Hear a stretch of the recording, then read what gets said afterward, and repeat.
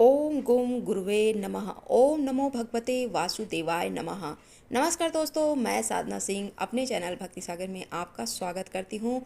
दोस्तों, अगर आप मेरे चैनल को पहली बार देख रहे हैं या सुन रहे हैं तो मेरे चैनल को सब्सक्राइब कर लीजिएगा। बाजू में बने हुए बेल आइकन के बटन को भी प्रेस कर दीजिएगा ताकि आने वाली वीडियो की नोटिफिकेशन आपको सबसे पहले मिल सके। वीडियो अगर आप लोगों को अच्छी लगती है तो लाइक ज़रूर कर दीजिएगा और कमेंट सेक्शन में हर हर महादेव लिखना ना भूलिएगा। तो दोस्तों, मैं अपनी वीडियो को आगे ले चलती हूँ और इस वीडियो में मैं बात करूँगी गुरुवार व्रत के नियम के बारे में। साथ ही इसमें वीडियो में जानेंगे कि गुरुवार व्रत की कथा के बारे में। गुरुवार के दिन जो है भगवान विष्णु और बृहस्पति देव की पूजा करी जाती है और इस व्रत को बहुत विधि विधान से किया जाता है क्योंकि इस व्रत में नियमों का बहुत अधिक महत्व होता है। इस व्रत को करने से बृहस्पति ग्रह मजबूत होते हैं और कहते हैं कि जब भी इस व्रत को रखते हैं तो पहले व्रत का संकल्प लेते हैं। और इस व्रत को आप 5, 7, 11 और 16 की संख्या में रख सकते हैं। और इस व्रत में पीले रंग के कपड़े पहने जाते हैं और विष्णु भगवान को पीले फूल और पीले फलों का भोग लगाया जाता है।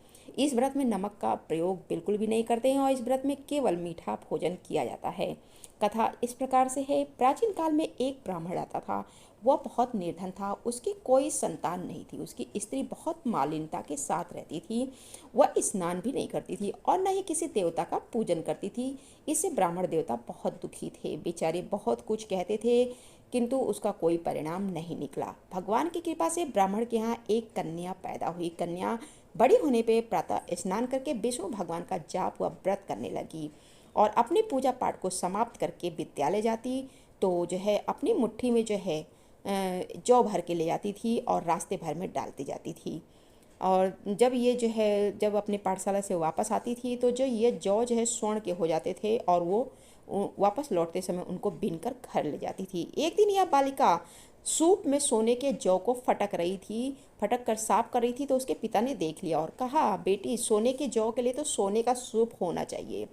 दूसरे दिन बृहस्पतिवार का दिन था और इस कन्या ने व्रत रखा और बृहस्पति देव से प्रार्थना की कि हे बृहस्पति देव, अगर मैंने आपकी सच्चे मन से पूजा करी है तो जो है मेरे लिए सोने का सूप दे दीजिए। बृहस्पति देव ने उनकी प्रार्थना स्वीकार कर ली और रोजाना की तरह वह कन्या जौ फैलाती हुई जाने लगी।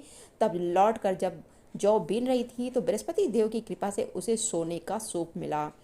उसे वह घर ले आई और उसमें जौ साफ करने लगी, परंतु उसकी माँ का वही ढंग रहा। एक दिन उनकी बात है, जब वह कन्या सोने के सूप में जौ साफ कर रही थी तो उस समय उस शहर का जो है राजपुत्र वहाँ से होकर निकला।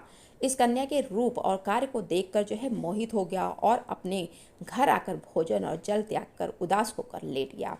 राजा को इस बात का पता लगा तो अपने प्रधानमंत्री के साथ जो है उसके पास गए और बोले, हे बेटा, तुम्हें किस बात का कष्ट है? किसी ने तुम्हारा अपमान किया है अथवा कब और कोई और कारण है तो जो है उसको मुझसे कहो।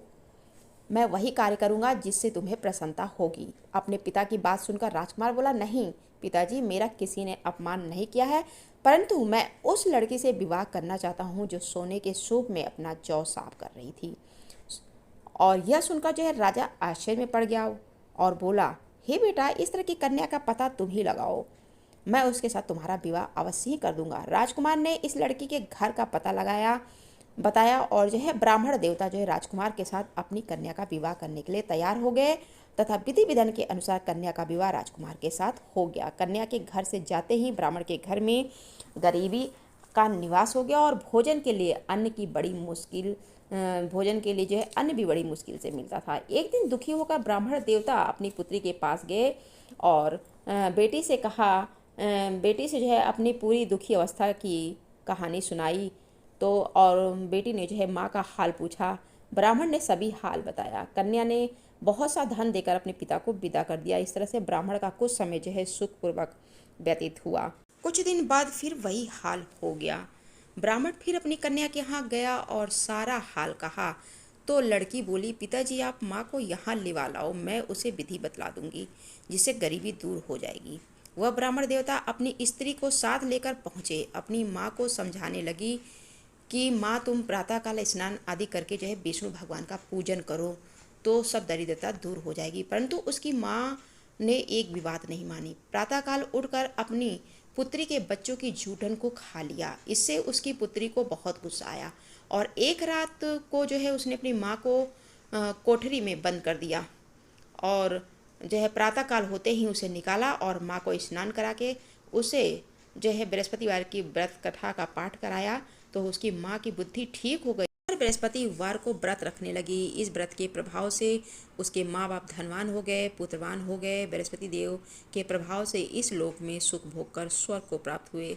देखा दोस्तों, इस कथा से जो है क्या पता चलता है कि बृहस्पतिवार के व्रत का कितना महत्व होता है। जो कोई भी इस व्रत को करता है, भगवान बृहस्पति उसकी सभी मनोकामनाओं को पूरा करते हैं, इसमें कोई संदेह नहीं है। वीडियो में इतना ही, तब तक के लिए धन्यवाद।